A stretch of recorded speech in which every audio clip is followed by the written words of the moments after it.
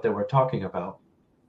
So my journey was in unconsciously at first, but trying to figure out, again, who I was, where I came from, and where I was going when I was going to leave the body. So that was a lifetime journey. Can I just pause you right there? Were you searching? Did you mean that by saying that you were searching for who or where you were going after you left your body? Do you mean in terms of the afterlife or when one passes over? Yes, I've been dealing with death as in the womb. When my mother fell with me in the womb, I nearly died there. So my whole life I've been I'm not sure if that was really that somber part of me, always dealing with death, but I was always constantly contemplating death. There was a time in my life where I was flying 6 years straight.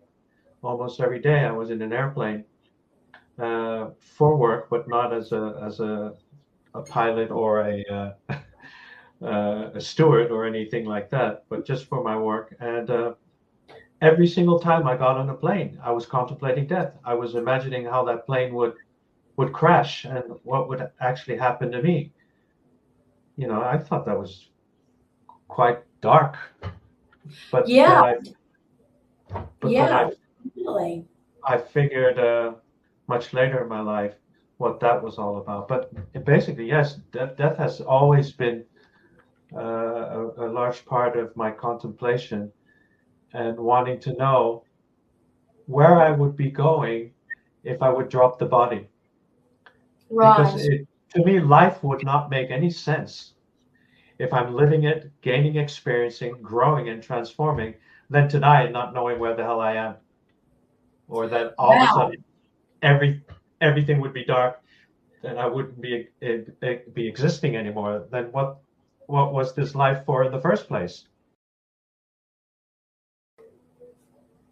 Hey, and welcome to another episode of the Genius Zone. And you guys might think I always say this, but I'm really, really excited about tonight's broadcast because we have, sitting right beside me here on the other side of the world, we have Robert Tettero. And I'm not sure whether to call you a mentor, a shamanic guide, a healer, a breathwork facilitator, a heart-centered success mentor for visionary leaders. So perhaps let's just introduce you as a very gifted healer. How are you, Robert? Fine, thank you. Hi, Terry. Nice to be here with you. Thank you so much for being here. So we're going to go on a really deep transformational journey in this episode because we're going to really unpack some of the insights and the wisdoms that you have discovered over your lifetime. And I love, just to bring the context to it, we're going to be moving through a lot of the elements of the breath work, talking about how that changes people's existence, how decluttering also has a deep impact in people's lives, and the fact that, you pride yourself on saying that you're not a rah-rah coach, where you're all about motivating them. And I totally understand what you mean when you say that.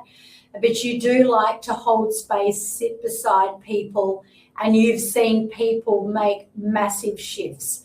So I'm really excited to explore that journey. But you start off, obviously born in a hospital. And when I say, ask your name, you've got several names. But what I'm really keen on is to hear about some of those names because they're quite significant to meaningful things about your life, right down to let's begin with your mother and what she called you, and then let's take it from there. All right. Well, both my parents always called me my Christian name, Robert John. And John was actually the Australian doctor that saved my life, because shortly before my birth, my mother had fallen with me in the womb, and I turned in the womb and I got caught in the umbilical cord, and the doctor was able to save my life. And therefore they decided to call me Robert John, John being the name of the doctor that saved me. However, the way that influenced me in my life was that I always owed people my life. Oh, wow, that's huge. So I wanted to, and I realized this. And by the way, I'm also born on the 12th of April, and number 12 is also the significance, the numerological significance is sacrifice. So I had a double sacrifice in my life, constantly doing everything for everybody and sacrificing myself in the process. And so I changed the vibration of that name. It wasn't a good vibrational energy for me. So I changed it to Jade. And my close friends and my wife, they all call me Jade. Jayyd, which came to a numerological configuration of the number 6. And that is governed by the planet Venus. So that just really helped me let go of those things that were blocking me of realizing my own success in my life. That's an amazing story right there, because I think that's going to really impact people in knowing that what you call yourself and what you allow people to call you has an energetic component. And I, like yourself, believe that everything does hold energy. And, they say that sticks and stones don't break our bones, but I'm not sure. I think they do a lot of damage that names will never hurt me. And I think that the names actually do a lot more damage than the sticks and the stones in so many ways. And then there was so what about what your mother then called you in relation to the spider? Can you go into that with me? Because I thought that was a really great way of describing you as well. Yeah, I spent a lot of time with the native people in the southwest of the United States when I really seriously started my vision quest of figuring out who I was and what I was supposed to be doing in this world. So my Hopi mother my Navajo mother from the Navajo tribe, she used to call me Shiaj, and Shiaj means nothing other than my little child. So for her, I remained the little child.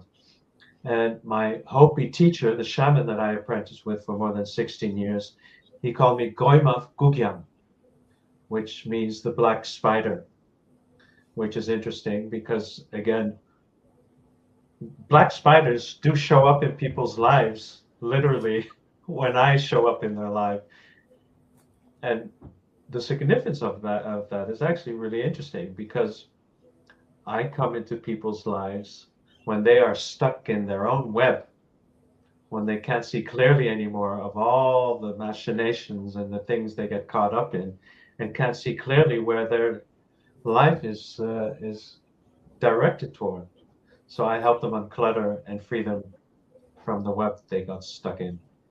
I think that's why that is absolutely why the reason I wanted you to talk about that, because I have had on earlier podcasts a woman who goes by Grandmother Spider, and it's very, very symbolic, and she's an incredible woman.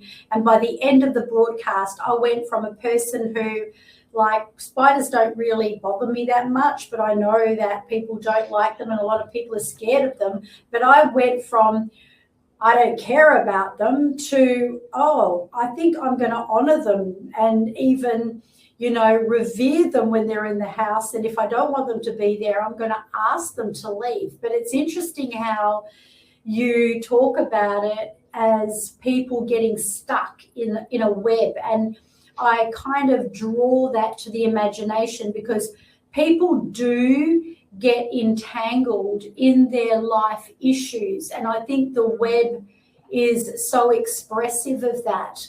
And the fact that you can come along and really help them to release those bondages and expand themselves and really just release where they've been caught up, I think that's absolutely incredible.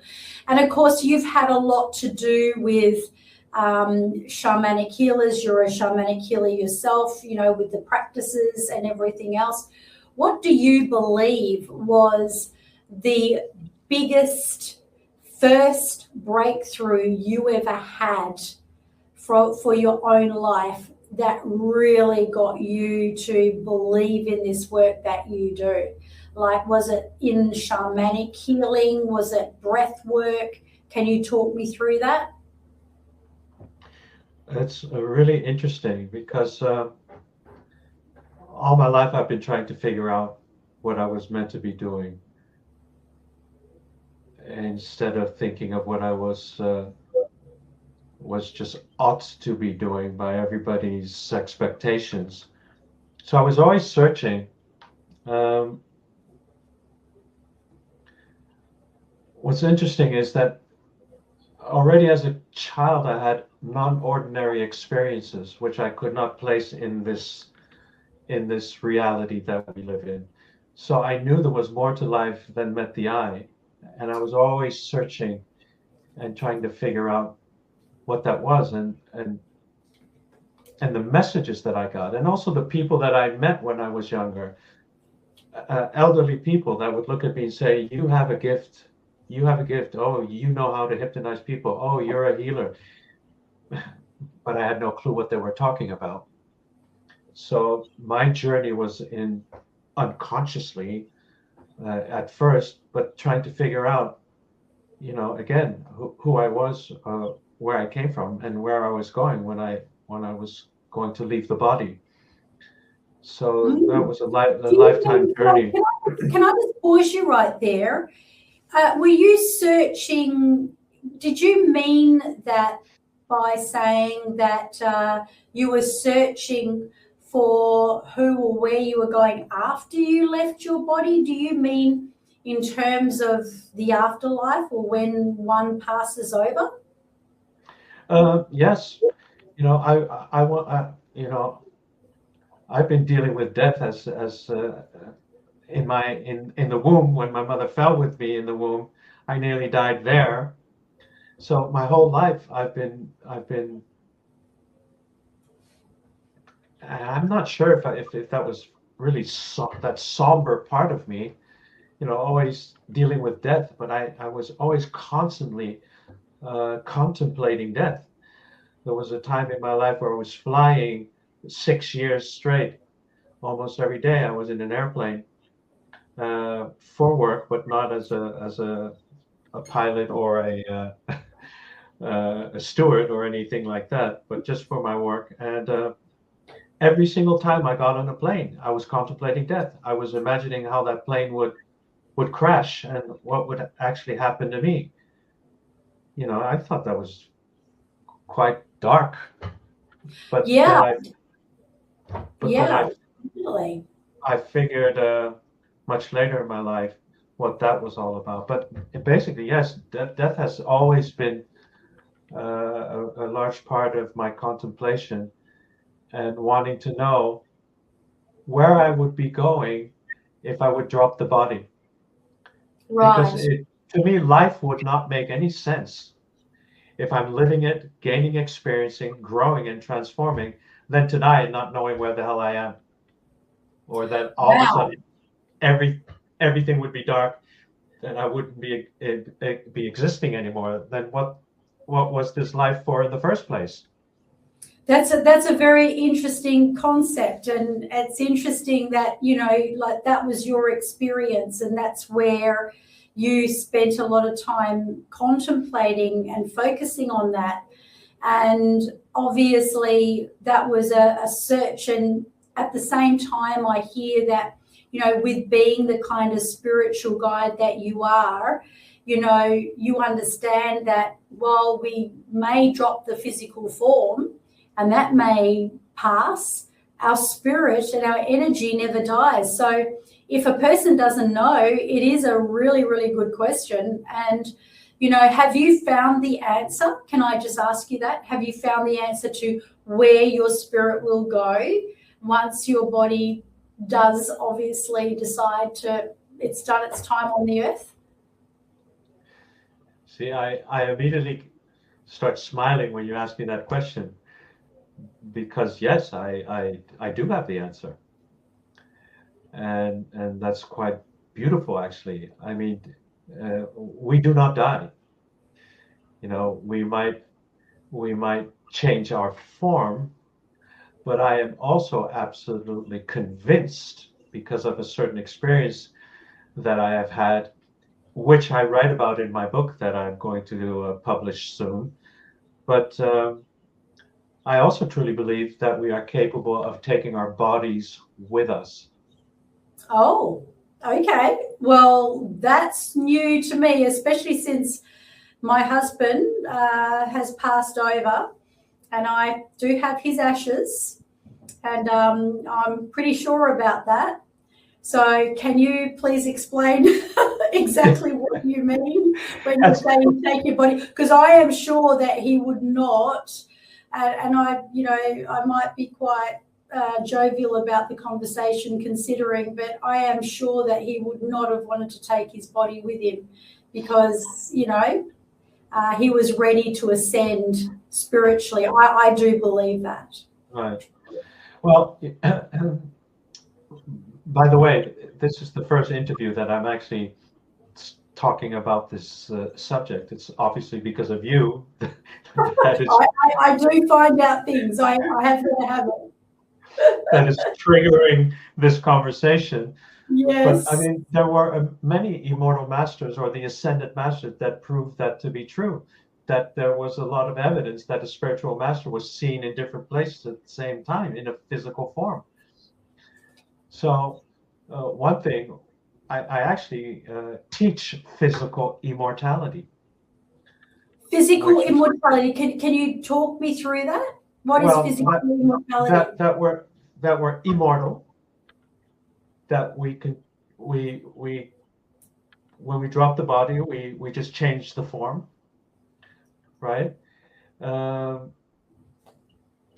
I also teach that we can actually dematerialize our body and take our body with us wherever we go. And or if our body is destroyed, then we can reproduce a body again and materialize our bodies as well. Now, that's a far out concept. That's a very expanded spiritual concept. And look, I believe in the spiritual form and that we are beyond our human body. And while we are in this body in our life, the body doesn't lie. So we are kind of on this earth. And like yourself, you were searching, and you've spent a lot of time searching. And I feel that a lot of people do that. And maybe that's just something that's very, very deep within us, where we do want to know that there is something so much more beyond just waking up 9 to 5, doing a job, doing what we're supposed to be doing. I think there's people out there that are awake enough to know that there's got to be something a lot deeper and more meaningful. So when did you actually begin your shamanic journey? And can you talk about how that you've seen that literally turn people's lives around? I know that it's a more of a being force than a doing force. It's not like the rah-rah coach, but can you talk me through the shamanic healing guide? Okay, I will. Can I just backtrack 1 second, because I wanted to add one thing when it comes to physical mortality. What was the resurrection all about? when Jesus materialized his body again, and one of the apostles came up to him, I think it was Peter, who said, Jesus, is this you? And he said, go ahead and touch me. I am here back again in the physical form. And Wow. this is the same thing in Paramahansa Yogananda's book, The Autobiography of a Yogi. He describes how his teacher, Sri Yukteswar, when he dropped the body, came back again in the physical form. And Paramahansa Yogananda goes, oh, teacher, master, is this you? And the master, Sri Yukteswar, says, yes, here, touch me. I am here in physical form. So there's enough evidence that this is possible. And I write about that in the book. I understand. I'm very aware of the story in the Bible, the biblical version of the resurrection, and it is very fascinating to me. And I do enjoy, and I'm very, very curious as to how you've kind of also brought it together with some of the great teachers and, you know, those people of wisdom that know beyond what, you know, a lot of us know. So Right. do you feel, how much do you feel this kind of teaching is influenced with shamanic healing? Do you feel the shamanic healer and those yogi masters are kind of tapped in and tuned into this kind of, you know, understanding and belief? Absolutely, totally. It fits. It fits together perfectly. And what opened me up to shamanism, and that was really my path, because of the books of Carlos Castaneda, an anthropologist that studied at the University of UCLA, and he wanted to do a thesis on his experiences with a native brujo shaman from the Yaqui tribe of northern Mexico. And his first book is all about his peyote experiences that he had with this shaman. And in his second book, he's already writing about the nonsense of what he was writing in his first book, and that it had nothing to do with peyote and the experiences, the out of ordinary or non-ordinary experiences that he had taking plant medicine. He realized that he was actually already been hooked by this medicine man to work with him and apprentice with him, which he didn't know. He was already selected to come and work with the Naguals, they are called, and a group of shamans who are defying everything that we logically find possible in this material world, one of which is also dematerializing. Mm. But again, that's just a much too far jump to take, Well, an this is very audience to. deep teaching. This is very deep spiritual teaching. So I guess we will bring it into a format of someone who is really interested in, you know, having the healing experience and understanding, you know, what they will go through when they, you know, are alongside someone like yourself. And I feel just plant medicine though, do you practice that yourself, the plant medicine? Because I know a lot of my teachers run retreats. And to me, I find it very scary to feel that it would take me like into this kind of, I don't know, a different reality. I think that would be scary, but do you do plant medicine yourself? I have in the past. I would never advise anybody to do that. And that's exactly what Don Juan Matus, the shaman teacher of Carlos Castaneda, was telling him constantly, to not play around with this because you're opening doors to other realities that you might not be able to handle.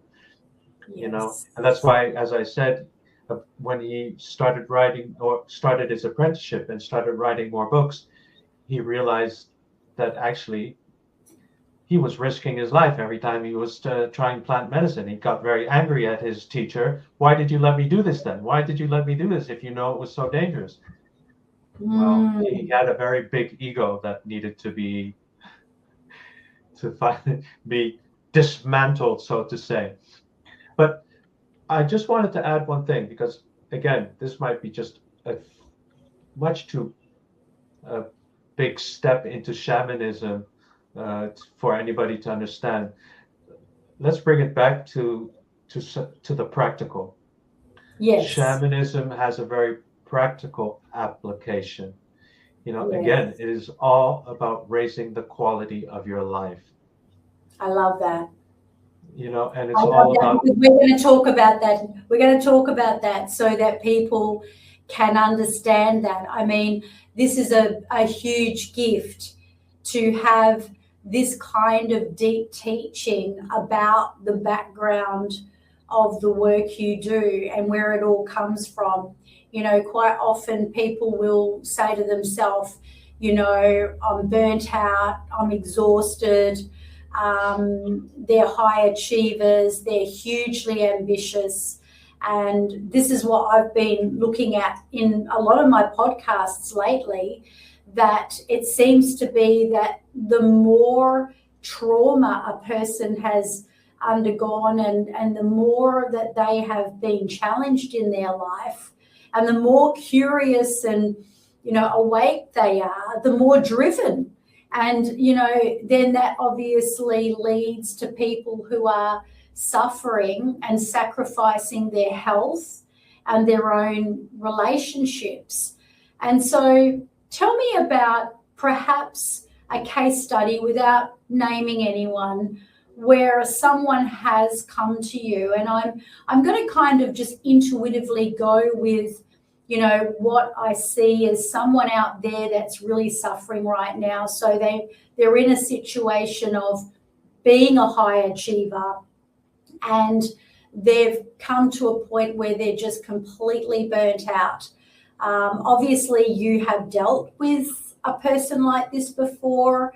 Can you talk me through that recovery and the healing and what you take that person through? Yes. I have thousands of examples. So I want you to really concentrate on one. I want you to bring one case and you don't have to name them, but it's like what happened to them and what was their huge, breakthrough, personal awakening. When I hear people say, I thrive under pressure, that's already a huge red flag. Really? Huge red flag. Yeah. Oh, yeah. Pressure is pressure.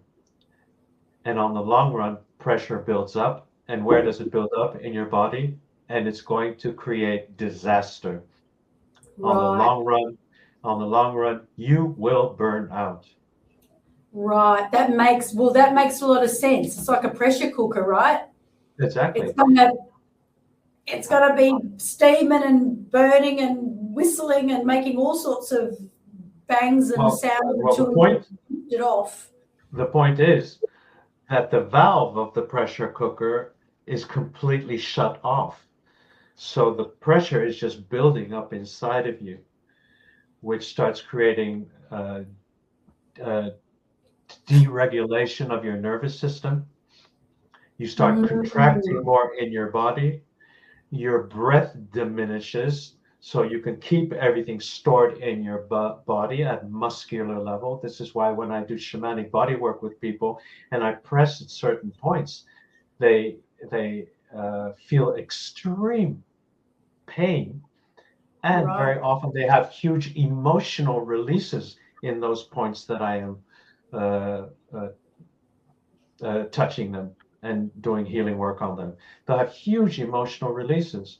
So I had a client. I just happened to walk into his house to come visit, and his girlfriend says to me, "You need to go into the room right now because he needs you." So I walk into the room. It's completely dark. He's lying in bed. I just see his silhouette lying in bed, and I see a bottle of Valium on his night table. I'm like, "What's up? What's up?" He says, "I cannot move. If I even slightly move, I'm going into hyperventilation and my hands and legs, my whole body goes into full uh, uh, uh, tetany, a full-scale cramp. So I was like, okay, I already realized these symptoms. Those are all the symptoms of burnout. And so I looked at him and I said, "Can I help you?" "Oh, please, I don't know what to do. I can't move anymore. I've been to hospitals, I've been to doctors, and nobody can help me." So I recognize the symptoms. So I just said to him, "Okay." And first I asked him if I can help because I want his permission. And then the second thing I did was, all right, so what we're going to do now, you are going to do exactly what I'm doing together with me. I'm going to count to 3. You're going to breathe through your mouth, in and out through your mouth, and keep following me. So I count to 3. 1, 2, 3. And here we go. And an open release. And he didn't even take 2 breaths. After his first breath, the dam just bursts. And everything, simply because he's got an open breath, the body is able to release whatever he had been repressing for so long.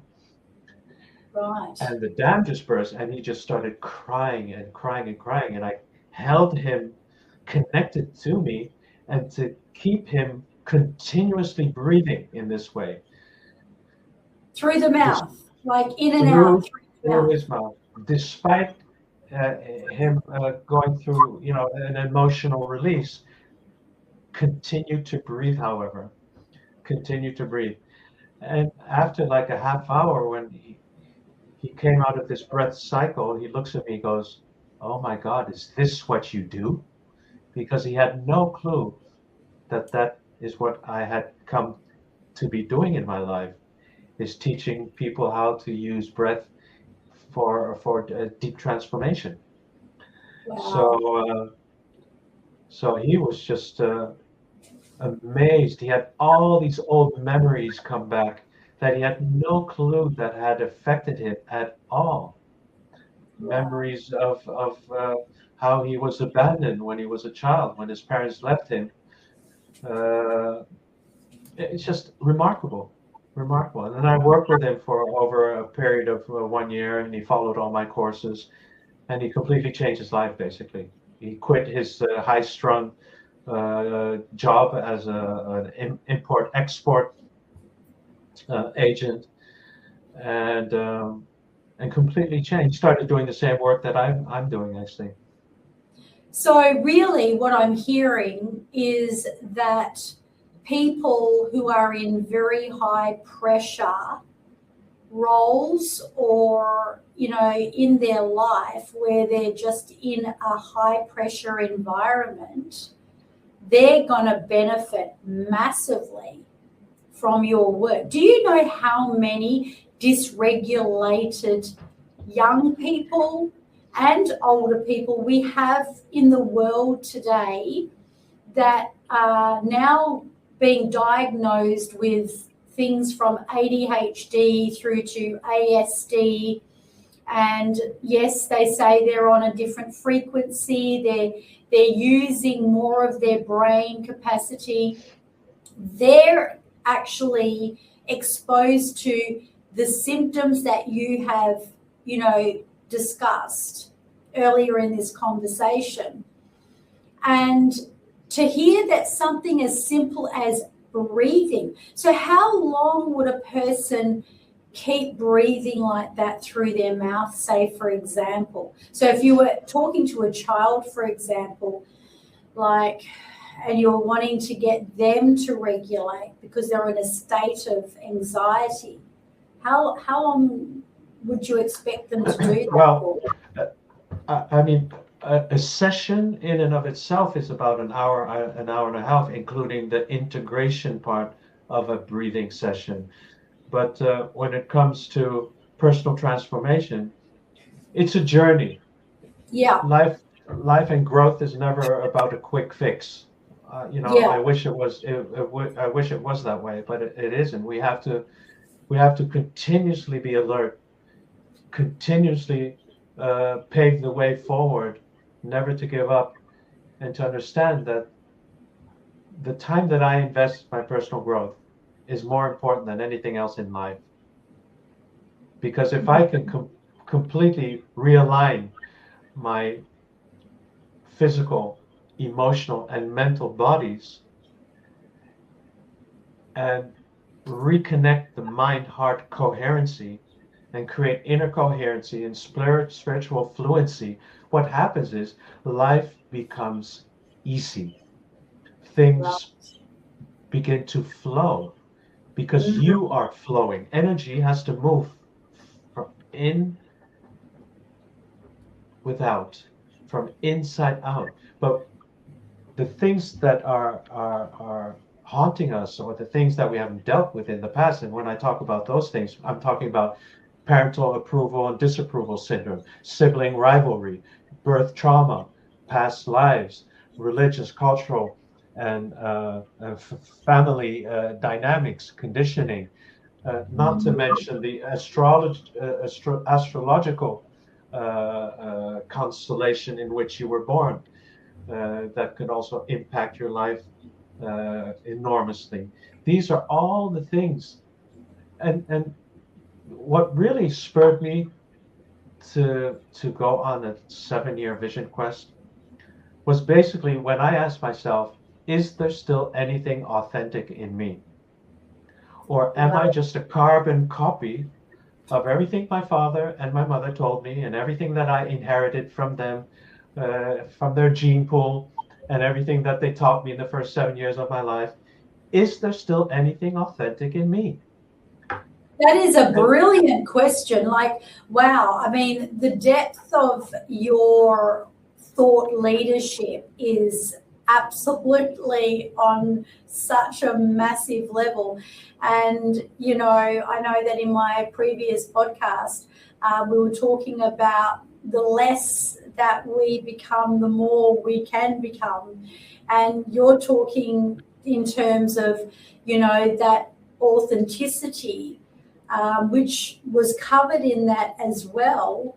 That authenticity of that question of, you know, am I being all of me, or am I just a byproduct of my parents and my genetical lineage? So what did you come up with, and how does a person recognize that, and whether they're just living through energetic blocks, you know, in terms of becoming more conscious?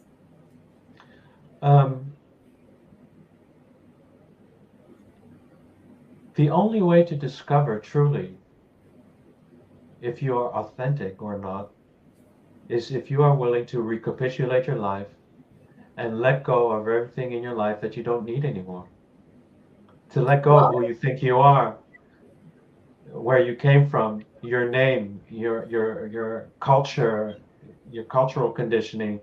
When you let go of the facade, the self-image, the ego mind, when you completely let go of your past, then and only then will you discover other parts of your being that up to that point were actually hidden from you. Why were they hidden? Because otherwise you're always superimposing your own ideas about who you are in the world is on the world. And when those are your ideas, then there's nothing new under the sun. You're just repeating over and over and over. And the people even continuously keep seeing you in the same way that you're projecting yourself. But how do you do that, Robert? Like, honestly, if you're saying let go of your culture, let go of your, you know, who you are, where you've come from, what is the I guess the elixir, the secret formula to being able to do that? Well, the secret formula is, I don't know, maybe have you suffered enough? Have you suffered enough, you know, that you finally had enough, that you finally want to figure out what it is that is constantly holding you back and creating so much problems for you in your life? Then it's time to go into your past and figure out what these things are. I call them emotional signatures, which is nothing other than a particular negative experience you had with a particular person in the past, right? That's where we need to go and do our healing. Because otherwise, every single time that the same sort of situation happens to me in the present, I'm being catapulted back into the past with that person, experience, and time, place, and experience, and still reacting from the same disdain that I experienced then as a child when I had that experience. So, in that sense, we're always still stuck in the past. We might not notice it because I'm an adult now, but every time something happens, I actually react in the same way that child did way back when. Yes. You Yeah. know? Yeah. I mean, this has been coming up, that we are sort of like responding, reacting, and, feeling about life and the things that do come up for us from time to time with the triggers. They call it the hair that broke the camel's back, or sometimes an overreaction. But, in actual fact, we're having a deja vu. And that deja vu is really what's happened in our past. And even beyond. It could have happened in our great grandparents' past. And yet that sits in our DNA. So, I mean, what are some of the greatest healing methods that you've practiced to help shift energetic blocks? Like we were talking about, you mentioned touching certain parts of the body. You've talked about breathing through the mouth. Whereabouts are we talking, like the EFT, emotional freedom technique, elements of where we're tapping to release? We can basically use all the help we can get. And one discipline or methodology will not suit the other. Certainly the path that I chose of shamanism is not for everybody, because if I wanted to really enter that culture and understanding of this non-ordinary reality, or put in another way, freeing myself of the matrix, the three-dimensional holographic reality that I am experiencing, where my energy is completely stuck. Healing starts when I am able to take my energy out of the matrix, out of my three-dimensional holographic experience, and bring it back into my center. That's when healing begins, because otherwise all the energy is constantly out in the outside world, on the periphery. And we're forgetting that the world is nothing other than a projection of our own innermost thoughts and state of mind. In shamanism, we say the world is a dream. The world is a dream. That doesn't mean the world isn't real. We're only actually implying that your dreams are real. We are dreaming everything into being, which is spectacular when you think about this. So when I have people come for healings and they're suffering for whatever reason it is, I'm like, well, that's a pretty bad dream you're dreaming. It's nightmarish. You know what? Let's change your dream.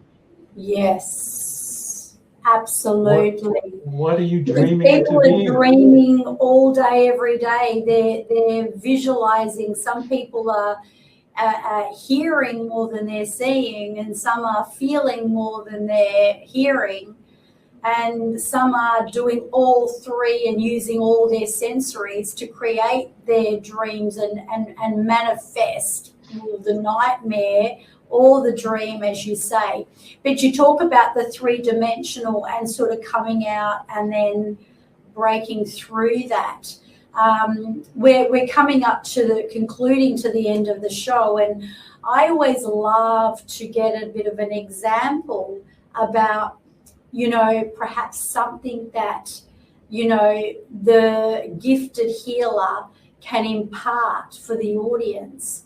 So is there something you can take us through in the next few minutes that could help people that are, typically suffering life issues? I mean, our world is a bit upside down at the moment, and from a practical point of view, and I guess the way we look at it too, which is huge. But is there something that you can share with us that can perhaps just give us a little bit of a tweak and help us to kind of, I guess, break through perhaps a little block or some feelings that we might want to let go of at the moment? Yeah, for sure. I mean, transformation takes resilience, it takes courage and endurance. Yeah. When you have the intention, because everything has to be intentional, if you have the intention of living a meaningful life and a healthy life and a happy life and maintaining loving relations, there's work to be done. And there are certain golden rules that I give everybody to begin with, because it is very much about changing your mind about the way you see yourself in the world. So a large part has somewhat to do with liberating the ego mind, because the ego is like, well, wait a minute, now you want to transform and you're going to tell me you don't need me anymore? The ego is not going to let you go. In many disciplines, they talk about the ego death. I'm like, no, don't kill the ego. We need to bring the ego, which is governing my life, we need to bring it into understanding, meaning to stand under my intuitive faculty to help me process things on a more deeper level. So what is really helpful is when I give people the golden rules, one of which is, remember, you are never angry at the reason why you say you're angry about, and never at the person you say you're angry at. Now, I understand that, but I think you might have to explain it for our listeners, because I do understand that we're not always as angry or anxious or scared or sad about what is happening in the now. It's actually what it means and where it comes from. But could you open that up a little? Exactly. Well, that's your emotional signature. So very often when people, even my clients, they want to tell me their story, and I'm like, no, don't tell me the story. I don't need to know the story. That's right. That's another golden rule. Stop identifying with everything, because that's what's creating the negative emotional response. So I'm like, you've created a disaster. Now you want to share your disaster story with me so that I feel like SHIT? No, thank you. I don't want to go there. I don't need, and they get really angry at me. Oh, you just don't want to listen. Why is that making you angry? Why is that making you angry? And they're like, yeah, it's because you just don't want to listen to me. And there I recognize the emotional signature. Who in your family never listened to you in the first place? Yes. And then they're like, yeah, you remind me of my father. I'm like, it's not that I don't want to listen to your story, but I'm not interested in your story. I'm interested in you and what it did with you and how you suffered the consequence, and what are you doing about that specific event in your life. Have you released that pain point in your emotional signature? So the golden rule: you're never angry at the person, never angry for the reason. Remember, never to take anything personal, because it's not. Whatever Peter tells me about Paul tells me more about Peter than Paul. Yeah, that's profound. Look, you've just said so many profound things here. It's just like, wow. But yeah, it's actually telling you more about the one that's speaking than the one they're speaking about. Exactly. I totally get that. And I think at this expanded level, everything is just the meaning that you give it. And I know my late husband used to love quoting that verse that life is empty and meaningless because it's empty and meaningless. But if it's empty and meaningless, then it's empty and meaningless, then what meaning? What if it had no meaning? And that's the whole thing. Everything is based on the meaning that we truly give it, isn't it? Exactly. Oh, by the way, and I'll share one other thing, because these are beautiful ways to help people just open up a different perspective of life. So I went to this beautiful conference or presentation of a Buddhist monk, and it was beautiful, his example, because he says, "Okay, what is this?" to the whole crowd. He says, "What is this?" Well, everybody's, "Yeah, it's a pen. Yeah, it's a pen." Everybody agreed this is a pen. All right, wonderful. So what is this for my dog? Well, nothing but a toy to chew on. A chewy, exactly. And so what is it now if I drop it in the room, right, and we all walk out of the room? What is it then? Nothing. It has absolutely no meaning whatsoever. So what he's explaining there is that there is nothing in the outside world other than the meaning that we are giving it. It starts having significance the moment that we add our consciousness to it, which is the same, and that's Far Eastern religion, right? And it's exactly the same as what we say in shamanism, that the world is a dream. Wow. Right?